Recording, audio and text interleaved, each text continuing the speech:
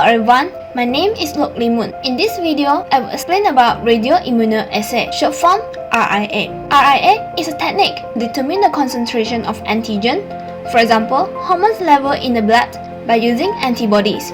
Antibody is a protein that produced by the immune system in response to the presence of antigen. Antigen is a substance that able to stimulate the immune response.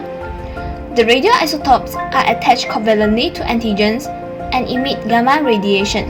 RIA is based on the ability of competitive binding between the radiolabeled antigen and unlabeled antigen. From the chemical reaction, we know that when the radiolabeled antigen is added to a specific antibody, it will form a radiolabeled antigen-antibody complex. Same goes to the unlabeled antigen.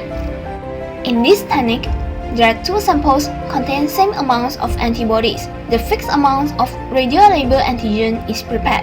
Then, there are two unknown antigen samples, known as unlabeled antigen 1 and unlabeled antigen 2. The radiolabeled antigen and unlabeled antigen is put into the sample A and sample B. The radiolabeled antigen will compete with the unlabeled antigen to bind the antigen binding site on the antibodies. To differentiate the sample, the radioactivity is measured. We can see that in sample A, the radioactivity is 100%. This is because the radiolabeled antigen is bind with the antibodies to form radiolabeled antigen-antibody complex. The unlabeled antigen 1 does not bind with the specific antibodies, and this means the unlabeled antigen 1 is uninfected.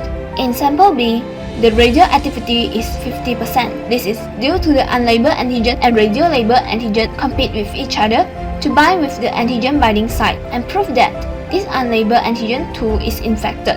Decrease in radioactivity tell us the infected antigen is present in the sample.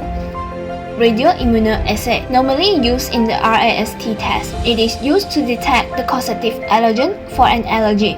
RIA also used in the analysis of vitamins, determination of the red blood cells volume, and the analysis of plasma levels of hormones. RIA has higher sensitivity and greater specificity to make it become a major tool in clinical laboratory.